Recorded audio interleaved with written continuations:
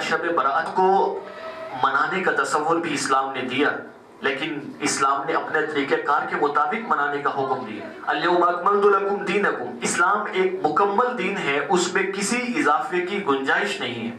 अब अगर कोई अपनी तरफ से किसी चीज को इबादत समझकर उसमें इजाफा करता है तो इसका इस्लाम से कोई ताल्लुक नहीं है, इस इजाफा शुदा इबादत का, और इसको बिदअत कहा जाता है। मिसाल के तौर पर कलमा पढ़ना एक बहुत बड़ी इबादत है, ला इलाहा इल्लल्लाह मुहम्मदुर रसूलुल्लाह, ये पूरा कलमा है। लेकिन अगर कोई शख्स अजान के आखिर में ला इलाहा इल्लल्लाह पर अजान खत्म नहीं करता और साथ में मुहम्मदुर रसूलुल्लाह पढ़ देता है, कहता है कि ये पूरा कलमा है और रिसालत का इकरार है, तो मैं क्यों ना पढ़ूं।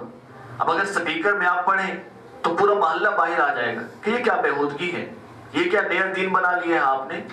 तो अब देखिए, क्योंकि इस्लाम ने एक जो तरीक़ेकार मुकर्रर कर दिए उससे हटकर जो भी है वो इस्लाम से मुतसादिम है। पहले कायदा में आप नमाज पढ़ रहे हैं, पहले कायदा में तशहुद पढ़ने के बाद दुरूद शरीफ नहीं पढ़ना, आपने खड़े हो जाना है। अब अगर कोई अल्लाहुम्मा सल्ली अला मुहम्मद पढ़ देता है तो आप कह सकते हैं कि अल्लाहुम्मा सल्ली अला मुहम्मद, मैंने दुरूद ही पढ़ा है, इस पर रहमतें नाजिल होती हैं। लेकिन यहाँ इस मौके पर आपने अगर अल्लाहुम्मा सल्ली अला मुहम्मद पढ़ लिया तो आपकी नमाज नाकिस हो गई। अब हुक्म है कि आप इस नक्श को खत्म कीजिए सजदा सहव के जरिए। तो अब इस रात का भी तसव्वुर इस्लाम ने दिया है और मनाने का तरीका कार ये है कि अपनी जिंदगी में गुनाह कर चुके हैं या मुलव्वस हैं, उन सब गुनाहों से तौबा कीजिए। और खास तौर पर ये जो गुनाह बेलज्जत हैं, जिसको हम गुनाह नहीं समझते लेकिन हमारी जिंदगी में राइज हैं, तो इन गुनाहों से तौबा कीजिए। बाज़ गुनाह तो ऐसे हैं अल्हम्दुलिल्लाह, बहुत सारे अक्सर मुसलमान उनसे महफूज हैं, शिर्क नहीं करते, कत्ल नहीं करते, वालिदैन की नाफरमानी नहीं करते, लेकिन बाकी जो गुनाह हैं इनमें किसी न किसी हद तक तलवीस पाई जाती है। तो इन गुनाहों से तौबा कीजिए और अपने घर में बैठकर नवाफिल पढ़ें, कुरान मजीद की तिलावत करें, तस्बीहात पढ़ें। जो हमारे यहाँ तसव्वुर राइज हो चुके हैं तरीक़ेकार कि मस्जिद में जाकर इज्तिमाई इबादत करना और मस्जिद में जाकर वहाँ पर इकट्ठे होकर इज्तिमाई तौर पर नवाफिल की जमात करवाना, नवाफिल की जमात वैसे ही नहीं है, तो नवाफिल तो अकेले अकेले इफरादत पढ़ी जाती हैं।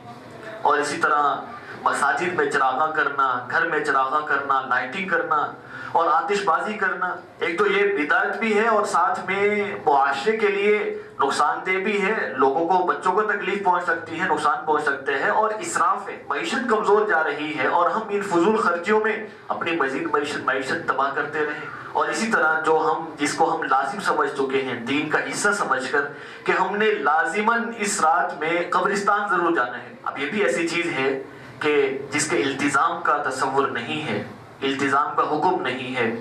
हर 15 शाबान की रात को आप जरूर जाएं, लाजिम समझें, जो ना जाएं उस पर तनकीद करें और जाने का एहतिमाम करें। इस्लाम ने इससे मना किए हैं, इस तरह की कोई बात इस्लाम में नहीं है।